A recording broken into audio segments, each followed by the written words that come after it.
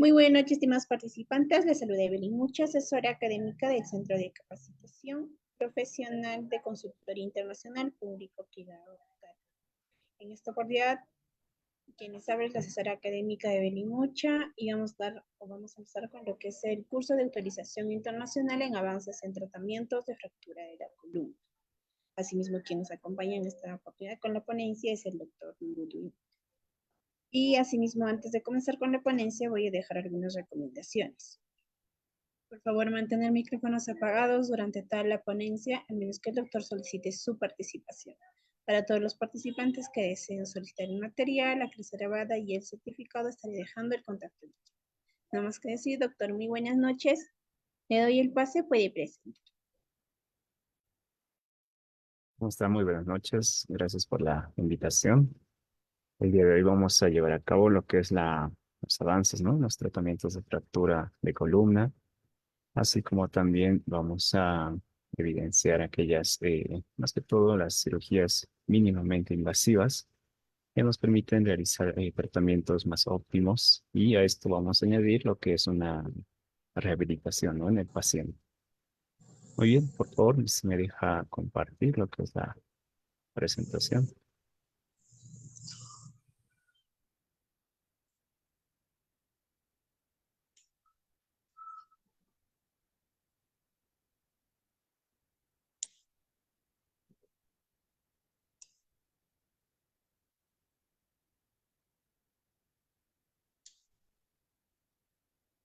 Muy bien, si me pueden confirmar, si se puede apreciar lo que es la presentación y así también si hay algún problema de audio. Sí, doctor, se logra visualizar y se le escucha bien. Perfecto, gracias.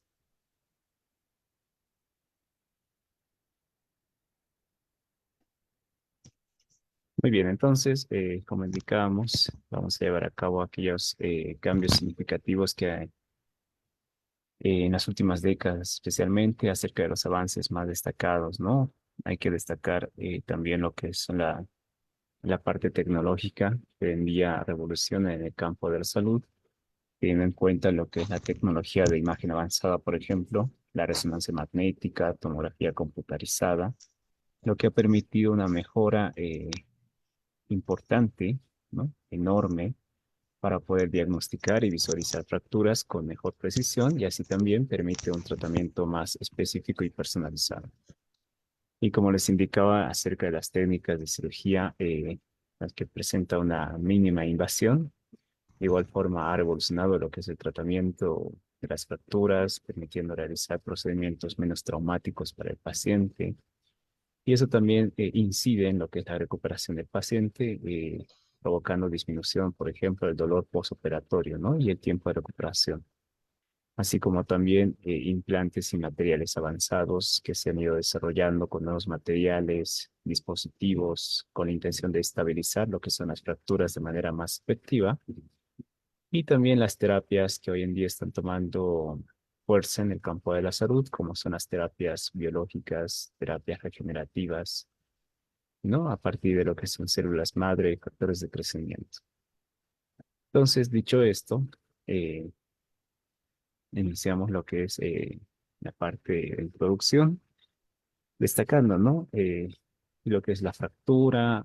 Recordar que la columna vertebral es un eje importante de nuestro cuerpo, ya que va a sostener, es prácticamente el eje central que permite y da soporte y estabilidad en lo que es el cuerpo humano, la cual está constituida, como ustedes pueden apreciar, de 33 vértebras, siendo una división de estas en relación a la región que se encuentra, ¿no? Tenemos las vértebras cervicales, que van, su nomenclatura va de la C1 a la C7, respectivamente. Por ende, tenemos 7 vértebras cervicales, contamos con 12 vértebras torácicas, que de igual forma su nomenclatura va de T1 a T12 y también llamadas dorsales. Más inferior tenemos las vértebras lumbares, que va de la L1 a la L5. Después tenemos al sacro, que no es más una fusión de 5 vértebras, que ya en el adulto se lo compone como el sacro y por último lo que es el coxis. Muy bien.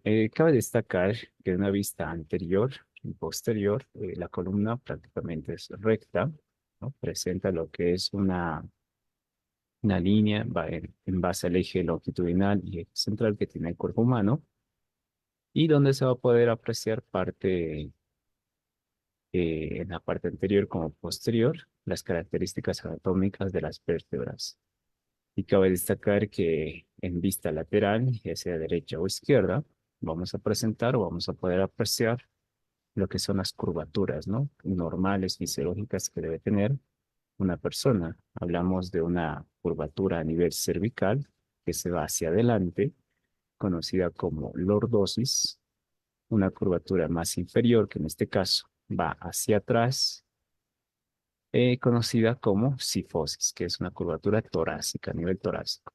De igual forma, presentamos una curvatura a nivel lumbar, donde se despliega hacia adelante nuevamente, conocido como lordosis, y en el caso de la sacrocoxigia, nuevamente se va hacia atrás y tenemos una curvatura de tipo sifosis. Entonces, eso es importante destacar al momento de realizar lo que es la exploración física del paciente, ya que va a ser uno de los puntos fundamentales para valorar la estabilidad de lo que es la columna vertebral.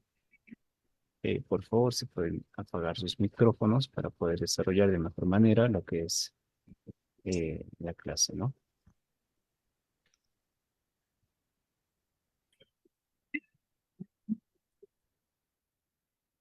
Muy bien, perfecto. Ok, entonces tenemos cuatro curvaturas, dos lordosis y dos sifosis, que lo podemos apreciar en una vista lateral, ya sea derecha o izquierda. Muy bien, hay que destacar lo que es la parte anatómica de las vértebras, ya que al momento de realizar el diagnóstico va a ser fundamental de realizar el reconocimiento y vamos a encontrar lo siguiente.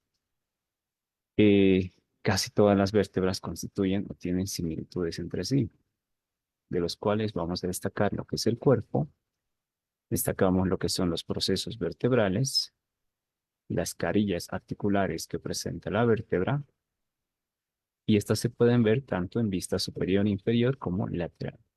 Así como también podemos ver lo que son el agujero vertebral, ¿no? Que lo vamos a ver en vista superior e inferior, el pedículo, así como también entre cada vértebra lo que son los discos, ¿no? Los discos intervertebrales que van a presentar lo que es el núcleo pulposo y un anillo fibroso. De aquí también hay que destacar la presencia de lo que es la articulación de estos huesos mediante los ligamentos, ligamento longitudinal anterior, el posterior, lo que son entre lo que es procesos espinosos, conocido como interespinosos, supraespinosos, que se aprecia a nivel de la C7, intertransversos, que lo vemos especialmente a nivel lumbar, y los ligamentos nucal o nucales en la región cervical. Aquí podemos apreciar nuevamente la articulación, ¿no? Entre vértebras. Aquí apreciamos el ligamento intertransverso. Aquí podemos apreciar el ligamento interespinoso que se da entre los procesos, el ligamento supraespinoso, ligamento longitudinal anterior, este que va a tapizar prácticamente la parte anterior de los cuerpos vertebrales, y la constitución que se da en la unidad funcional vertebral, prácticamente son dos vértebras presentes, las cuales van a tener conexiones intervertebrales. Y esto se va a dar gracias a estos ligamentos que mencionamos, ¿no? Ligamento anterior, ligamento interespinoso, tenemos también el ligamento longitudinal posterior, que prácticamente es el mismo que el anterior, que va a tapizar. Tenemos lo que es un ligamento capsular facetario, la cual nos va a permitir este conjunto de estructuras van a estar relacionados en la movilidad en los planos que corresponden a la columna cervical y van a estar separados por lo que es un disco intervertebral.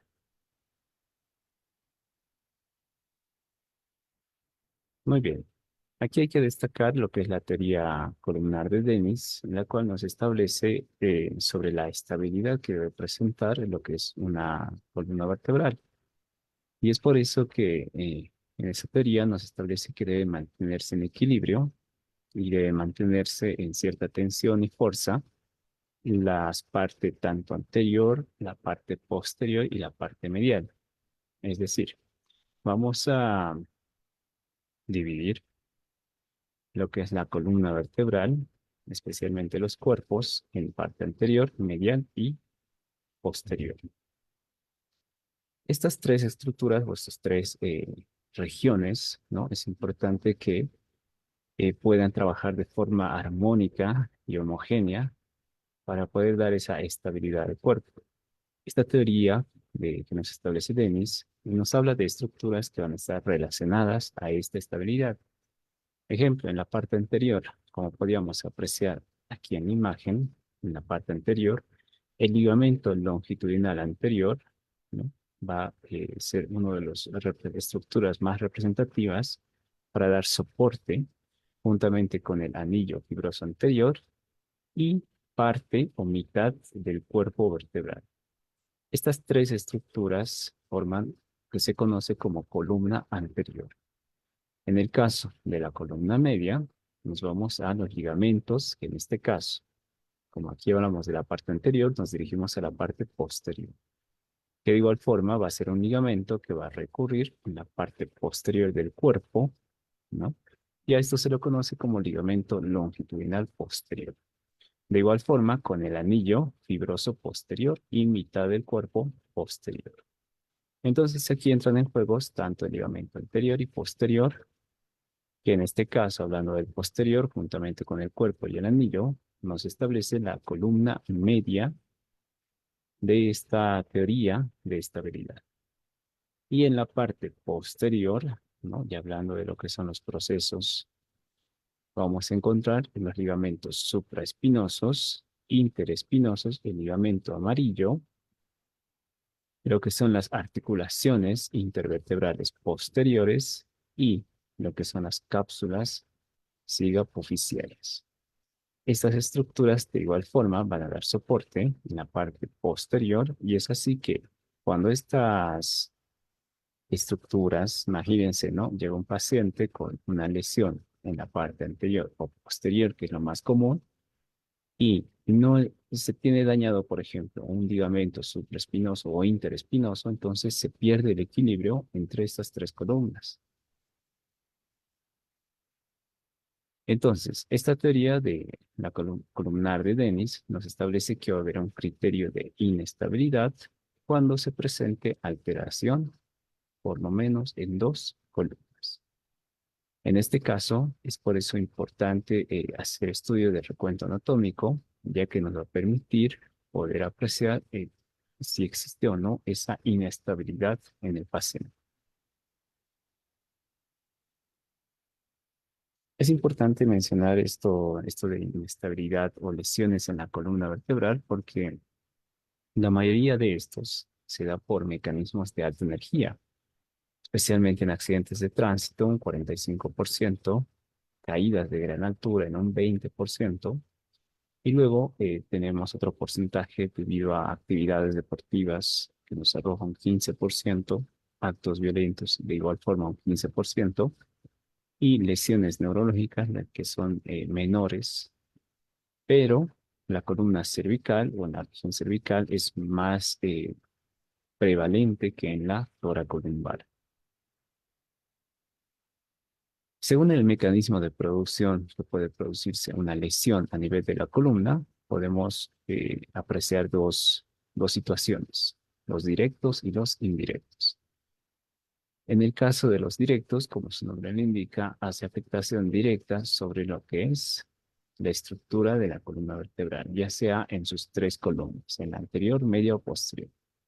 En cambio, en el indirecto, como su nombre lo indica, va a ser debido a eh, una lesión, pero de forma indirecta. Es aquí donde se combina una hiperflexión, una hiperextensión, o una compresión, o una torsión, o sellamiento debido a un golpe, un trauma, o un movimiento forzoso. Entonces, en la evaluación clínica, cuando vamos a desarrollar lo que es la atención del paciente, Seguimos lo que es, en una evaluación inicial, nos vamos a lo que es la respiración, la circulación y la vía aérea, ¿no? Lo que hemos visto en atención o evaluación del paciente lesionado. Realizamos lo que es el control de lesiones mortales, realizamos lo que es el nivel de conciencia bajo la escala de Glasgow, ¿no? Que nos va a permitir valorar lo que es la respuesta motora, respuesta verbal, respuesta ocular, y posteriormente a realizar lo que es evaluación de lesiones, nos dirigimos a cabeza, cuello, tórax, abdomen, pelvis y columna, donde vamos a evidenciar o podemos apreciar lesiones vertebrales, ¿no? Lesiones en extremidades, se realiza lo que es una anamnesis, una exploración neurológica y posteriormente el tratamiento que requiere el paciente. Entonces, cuando veamos una situación ante una sospecha de lesión de columna, debemos seguir de igual forma ante cualquier trauma, ¿no? Los pasos, siguiendo lo que es la evaluación inicial del paciente y la evaluación secundaria, tomando en cuenta lo que es el control de estas lesiones mortales que puedan tener. Y aquí no olvidarse, ¿no? De las posiciones y la correcta realización de las maniobras. Por ejemplo, aquí es algo importante que no podemos dejar de lado, que ante una sospecha de columna no se debe realizar, por ejemplo, el frente mentón, ¿no? Que comúnmente lo tomamos en cuenta en la evaluación inicial. Debemos realizar la tracción mandibular. Está prohibido realizar la maniobra frente mentón porque al realizar esto estamos haciendo una hiperextensión del cuello. Y esto puede llevar a cabo lesiones o complicaciones en el paciente debido a la naturaleza de su lesión. En cambio, se recomienda realizar lo que es una tracción mandibular, que puede ser de dos técnicas o dos formas. Aquí podemos apreciar una en la imagen, haciendo una especie de C, con el dedo pulgar y el dedo índice y el dedo medio a nivel de la mandíbula. Y la otra es a nivel de lo que son la articulación ATM, en ambos, en derecha e izquierda, y descendiendo lo que es el mentón hacia abajo. En exploración neurológica también va a ser un punto fundamental cuando tengamos sospecha de lo que va a ser lesión neurológica a nivel de la columna, ya que nos va a determinar la presencia o alteración de cierto, ¿no? Rama nerviosa. Es decir, hay que valorar lo que es la evaluación de la sensibilidad. Nos referimos a los dermatomas. Acá les dejo lo que es un cuadro acerca de cómo identificar una lesión, una rama, una sección de la columna vertebral en relación a la sensibilidad. Si tenemos un paciente que tiene o pierde sensibilidad a nivel del cuello, ¿no? Entonces las ramas que están relacionadas a esto son la C2 y la C3. En cambio, si tiene alteración a nivel del tórax anterior con parte del abdomen, en dependencia al nivel o el plano que se encuentre, va a haber una afectación desde la T1 hasta la T2. En caso de los miembros inferiores, se relaciona con las vértebras lumbares.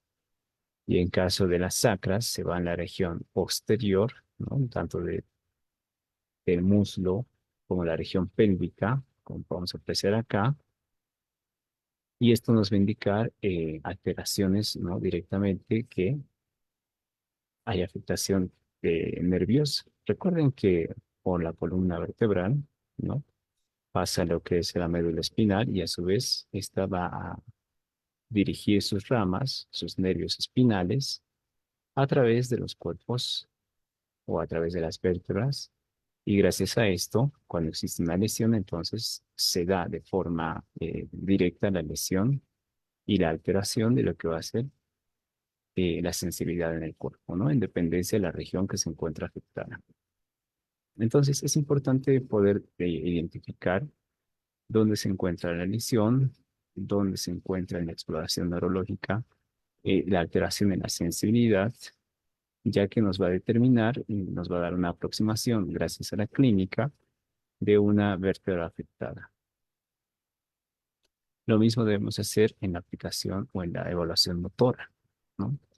En la evaluación motora podemos aplicar lo que es la escala de Daniels, en la cual vamos a calificar, ¿no? Si vale el término, de 5 a 0, siendo 0 ninguna contracción, siendo 1 una contracción débil, un 2 un movimiento activo sin oposición a la gravedad, un 3 un movimiento activo contra la fuerza de la gravedad, y un 4 un movimiento activo contra la fuerza de la gravedad y la resistencia del examinador, y 5 fuerza normal. Entonces se le pide al paciente realizar ciertos movimientos, ¿no? Contracciones de los diferentes músculos, y esto con intención de realizar una valoración motora de justamente estos nervios que van y salen a partir de la médula espinal. Ahí les dejo lo que es el cuadrito, por ejemplo, el hecho de que el paciente respire, ¿no? Que utilice lo que es el músculo del diafragma, ya nos indica que los segmentos 3, C3, C4 y C5 están normal, no han sufrido ninguna lesión.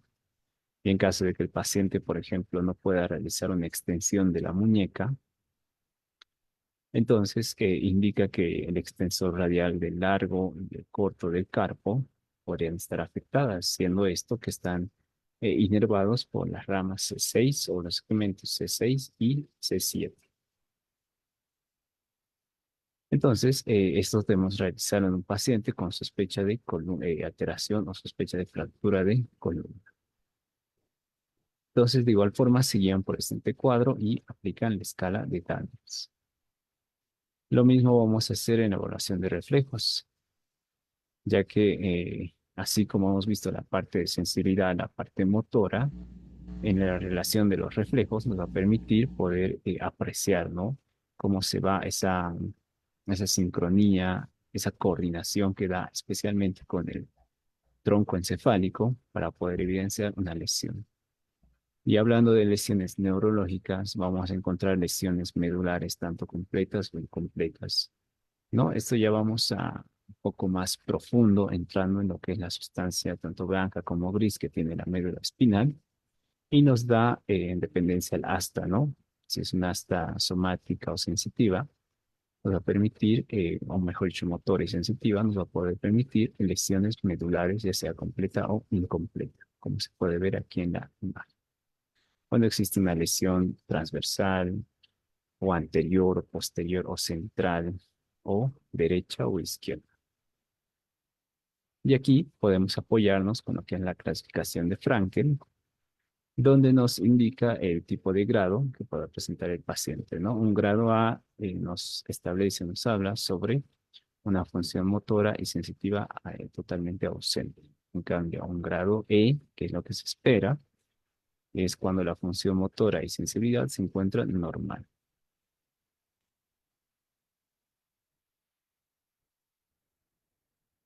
Entonces, de igual forma, el manejo inicial cabe destacar que debe ser, ante sospecha de lesión de columna, siempre utilizar un collarín cervical rígido, ¿no?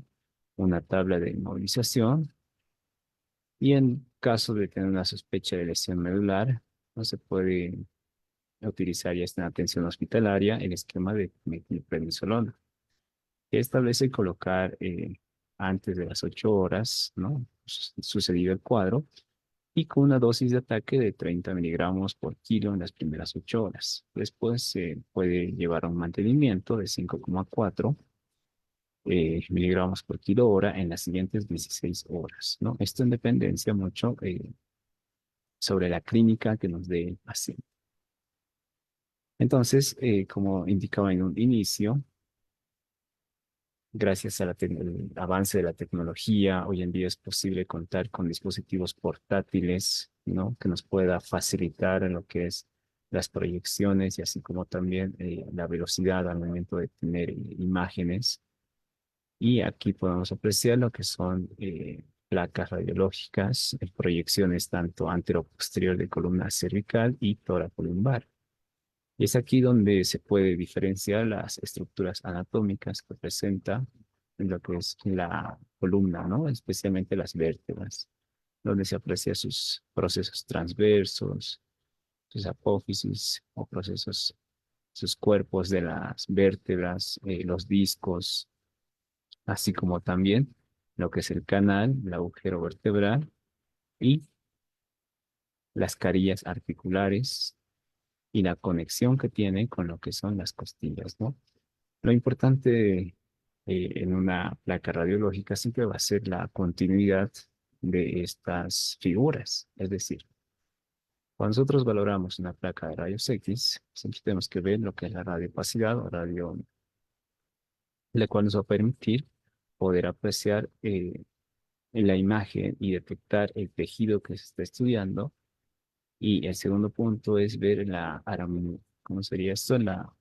Es decir, que tiene que ser homogéneo, tiene que ser armónico las imágenes, con la intención de poder detectar algún tipo de asimetría, ¿no? En la placa. Por ejemplo, aquí podemos apreciar claramente que se continúa, hay líneas continuas, es simétrico, no hay lesión aparente, ¿no? A nivel de la columna vertebral.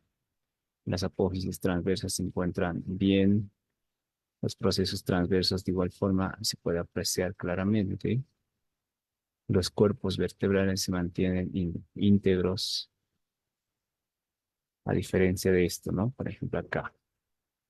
Aquí tenemos una proyección, en este caso lateral, de la columna cervical, y aquí podemos ver claramente que no hay esa simetría, esa ese aspecto armónico que debe presentar lo que es la columna vertebral. Y aquí se ve claramente que el cuerpo vertebral no sigue este patrón, ¿no? Entonces aquí se evidencia ya claramente una lesión y con afectación de lo que es el disco. Es importante conocer la parte anatómica y las diferentes proyecciones que nos van a permitir dar una correcta lectura a nivel de la columna vertebral, ¿no? Tanto anterior o AP, o PA, lateral, proyecciones del nadador, proyecciones en decúbito y lo que es la tomografía, de igual forma va a poder permitir lo que es el reconocimiento tanto de lo que es no solamente la parte ósea, sino aquí ya nos expandimos un poco más porque la aplicación de la resonancia magnética es útil en el campo de imagenología porque nos permite ver incluso todos los tejidos prácticamente, ¿no? Entonces, en relación a las fracturas, en resonancia magnética nos va a ser muy útil porque podemos ver lesión incluso de tejidos blandos. Nos permite ver la evaluación de la médula espinal porque nos puede detallar una imagen en las estructuras nerviosas adyacentes, como se puede ver ahí en la imagen. La detección de fracturas incluso ocultas, ¿no? Muchas veces por entidades como estrés o fracturas por fatiga, ya que en las radiografías simples no se puede mostrar de manera clara, así como también la evaluación de la extensión de la fractura, ¿no? La información detallada, incluida la presencia de fragmentos óseos que puedan existir por desplazamiento, o la afectación de tejidos blandos circundantes a la zona, y también la estabilidad de la columna. Y es aquí donde podemos apreciar y tomar en cuenta las columnas, ¿no? La teoría columnar de Dennis que nos establece la parte anterior, media y posterior. Entonces, en parámetros radiológicos cervicales, tomamos en cuenta lo que es la lordosis, líneas radiológicas, los espacios interdiscales o discales, la distancia que tiene que existir entre apófisis espinosas, la rotación que puede haber y criterios de inestabilidad cervical. Si existe o no aplastamiento que pueda existir con pérdida de mayor a 25%, o una traslación, un espacio intervertebral que sea mayor a 1,7 milímetros, o a nivel de lo que es la articulación atlanto-occipital o atlanto-axial, ¿no? Una compensación mayor a 6,9 milímetros. Entonces, para detectar o tener en relación acerca de la estabilidad toracolumbar, vamos a tomar en cuenta lo siguiente. Vamos a estudiar elementos como ser incapacidad funcional de los elementos anteriores, incapacidad funcional de los elementos posteriores, ruptura de articulaciones costovertebrales, criterios radiológicos, y lesión de la médula espinal o cola de caballo, ¿no? Y después la previsión de cargas peligrosas. Tomando en cuenta estos elementos, si el paciente nos arroja un puntaje mayor a 5, 5 mayor o igual a 5, entonces ya se considera criterio de inestabilidad total de la columna vertebral. Entonces, ¿qué nos vamos a fijar? Si estamos en la parte anterior de la columna, por ejemplo, acá, evidenciamos la parte anterior y evidenciamos el ligamento longitudinal anterior, juntamente con el cuerpo y el disco. Si estamos, por ejemplo, acá, en la parte posterior, entonces valoramos lo que es ligamentos interespinosos, los apófisis transversas, ligamentos intertransversos, esto con intención de poder valorar la parte posterior. Los criterios radiológicos, lesión de la médula o cola de caballo y previsión de sobrecargas, si el paciente nos arroja estos elementos positivos, ¿no?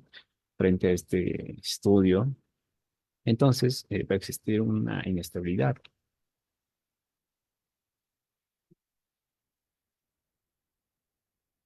Y en caso de hablar específicamente de la, por ejemplo, luxación atlanto-occipital,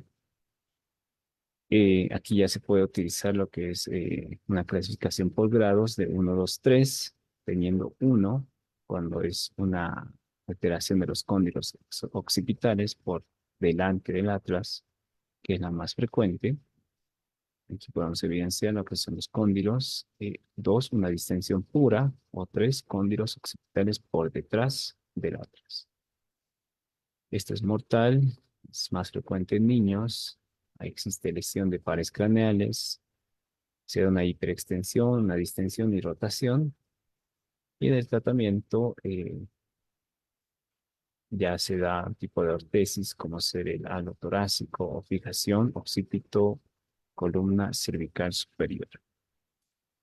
Y en el caso de una luxación, por ejemplo, atlantoaxial rotatoria, entonces de igual forma clasificamos por grados, ¿no? Si hay una luxación franca o simplemente es un pivote de los odontoides, como se puede apreciar aquí. En el 1 vemos un pivote, ¿no? Es decir, que ha habido una salida de la carilla articular con lo que son los cóndilos. Y acá se puede evidenciar una carilla opuesta y aquí una subluxación y aquí totalmente una luxación franca. El tratamiento en esta situación se va a dar una tracción cervical, ejercicios activos que se da por 24 a 48 horas y posterior la inmovilización. En caso de fracturas de atlas, conocidas como atlas de Henwell,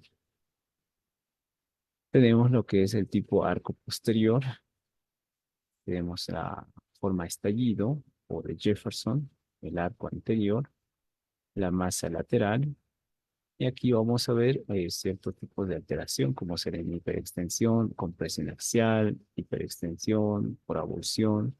Y en el caso del tratamiento, se va a dar lo que es la tracción, el halo torácico y la artrodesis. Y en fractura del axis, vamos a encontrar lo que va a ser, por ejemplo, a nivel de odontoides, o del vértice de la carilla, puede ser a nivel del cuerpo, puede ser a nivel de la carilla inferior, ¿no? Entonces, en dependencia vamos a requerir lo que es la estabilidad con ortesis cervical o en caso de que sea inestable, entonces una tracción más halo torácico. Aquí les muestro el ejemplo de una espondilolistesis traumática del axis, donde existe una alteración o una fractura transversa que atraviesa lo que es el arco del axis a nivel de la C2, ¿no? Justamente entre las carillas articulares superior e inferior, provocando lo que va a ser una separación total y esto se da asociado a una lesión neurovascular, provocando una hiperextensión más distensión. Y aquí va a existir una ruptura completa de disco y ligamentos. Se hace acá en el tratamiento lo que es un halo torácico y una reducción abierta más artrodesis. También podemos apoyarnos a nivel de la columna vertebral utilizando la clasificación AO, ¿no? Que es la más utilizada a nivel de las fracturas en todo el cuerpo. Pero como estamos hablando de columna vertebral, utilizamos la AO de Majera. Y vamos a encontrar el tipo A, donde vamos a dividirlo por grupos en impactación, fragmento y estallido, conocido como el fragmento en splits y estallido en bursts. Y de esto vamos a subclasificarlo o vamos a subagruparlo en de platillo cervical en el caso de impactación, cuña y colapso de cuerpo vertebral. En el caso de splits, en sagital, coronal o fractura tipo pinza. Y en burst incompleto, una combinación entre burst split y un burst completo. Luego tenemos el grupo B, que es por distracción, donde vamos a evidenciar una lesión ligamentaria posterior en el B1 y en el B2, lesión del arco vertebral posterior, y en el B3, lesión del disco intervertebral. De igual forma, nos guiamos mediante la clasificación AO de Mager. En el tipo C, ya se da por rotación o torsión, y esto nos permite dar una lesión más específica, ¿no? Acerca de lo que es la columna vertebral. Luego podemos utilizar la clasificación de McAfee, en la cual nos puede evidenciar también, y esto se da por el mecanismo de acción dado, por ejemplo, por compresión, por estallido estable, o flexión, separación, o por traslación. Se recomienda mucho utilizar la clasificación de Aumacher porque nos da una mayor especificidad acerca de lo que es la lesión, ¿no? Y hablando de lo que es el tratamiento, en el caso de lesiones a nivel de la columna vertebral, de fracturas, se da un tratamiento conservador si hay ausencia de déficit neurológico, ¿no? Déficit de motor estable o déficit neurológico en resolución. Déficit que no se correlaciona con una compresión demostrable, deformidad o inestabilidad. Una alineación aceptable, una estabilidad mecánica crónica y cirugía contraindicada en pacientes con quemaduras, inestabilidad hemodinámica, pacientes que tengan un traumatismo cráneoencefálico grave o sepsis activa. Entonces, es importante considerar en fracturas por compresión, ¿no? Fracturas por compresión inestable con alineación sagital y alternativas, pues la órtesis toracolumbar, lumbosacras o el corsé, ¿no? De Jewett o Jewett, lumbosacros y chaqueta de yeso.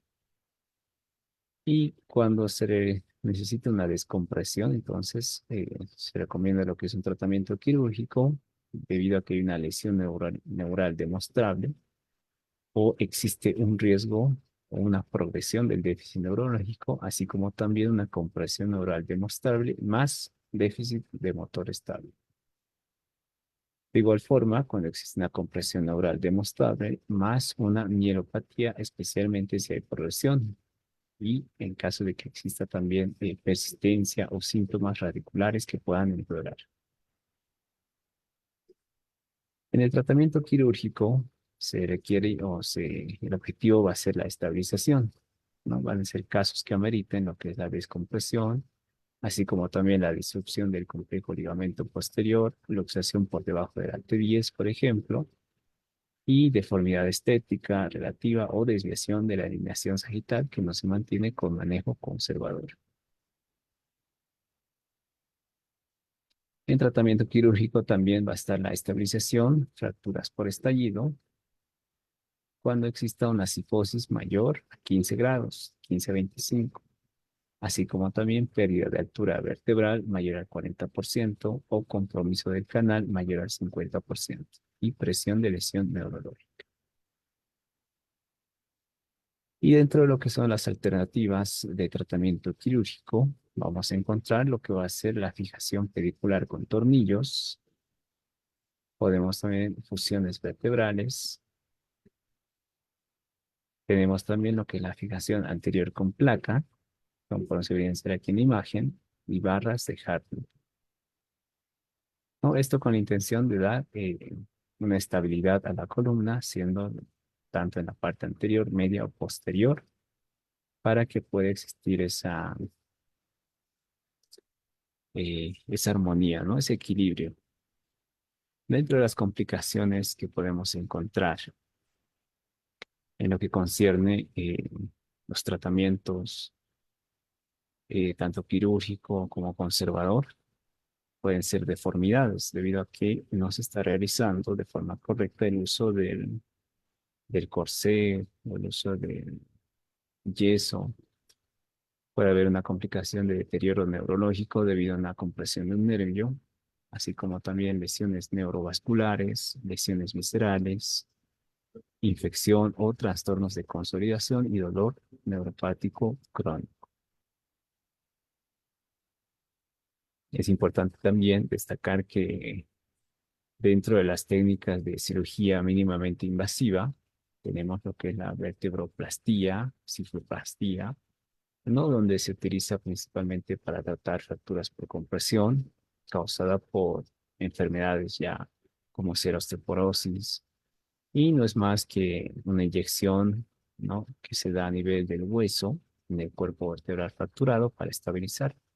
Prácticamente es una inyección de cemento óseo, ¿no? Y esto con la intención de estabilizar y aliviar el dolor. Luego tenemos la hipoplastía, ¿no? Que es muy similar a la cicloplastía, pero acá se diferencia porque implica la inserción de un globo inflable en el cuerpo vertebral fracturado, y esto permite restaurar la altura vertebral antes de la inyección del cemento óseo, y así también poder ayudar a corregir la deformidad vertebral que puede estar asociado por fracturas de compresión. Hoy en día también tenemos otro tratamiento quirúrgico, que es la microcirugía endoscópica, que se da en ciertos casos de fracturas de columna, donde se pueden realizar procedimientos endoscópicos a través de pequeñas incisiones, ¿no? Utilizando como tal un endoscópico, y esto va a permitir una mejor visualización y una manipulación más precisa de las estructuras afectadas, y esto va a reducir mucho el daño a los tejidos circundantes. Y lo que se está utilizando, ¿no? Lo que es las técnicas asistidas por robótica, por ejemplo, para ayudar lo que es en la colocación de implantes precisos o de dispositivos durante la cirugía. Y esto ayuda mucho en lo que es la precisión y la seguridad del procedimiento, porque recordarles que existen estructuras muy sensibles, muy delicadas, circundantes a la columna vertebral, ¿no? Entonces, importante destacar lo que es la anatomía de la columna, de la columna vertebral como tal, los tipos de fractura que existen, la clínica que nos da el paciente, pero enfocar más aún en la exploración neurológica, tanto sensitiva como motora, apoyándonos con lo que es, aquí tenemos la utilización del cuadro, ¿no? Como ser los dermatomas, y aplicar la escala de Daniels para detectar lesión a nivel de lo que va a ser los nervios espinales, ¿no? De las raíces, desde la cervical, torácica, lumbar hasta la sacra.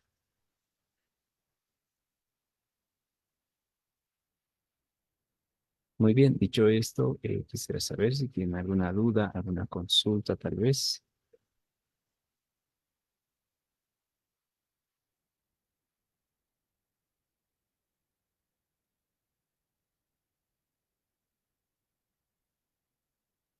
alguna duda, inquietud.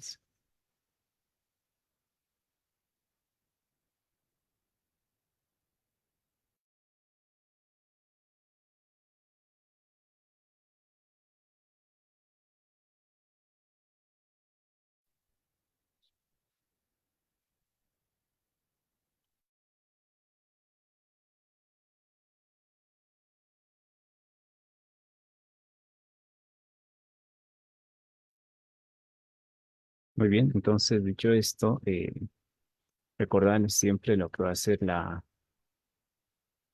La importancia de hacer la evaluación inicial. No se olvidar que al tratarse de un trauma, ¿no? Siempre mejorar, llevar a cabo lo que es los protocolos, ¿no? Lo que es el ABC o CBA, para poder identificar rápidamente lesiones mortales que puedan conllevar la vida del paciente y en caso de descartarlas, llevar a la evaluación secundaria donde nos va a poder permitir la apreciación mejor acerca de las lesiones a nivel de las raíces nerviosas que pasan por la columna vertebral. Muy bien, dicho eso, entonces me despido. Es, que tengan una excelente noche. Nos reencontramos en otra oportunidad. Buenas noches.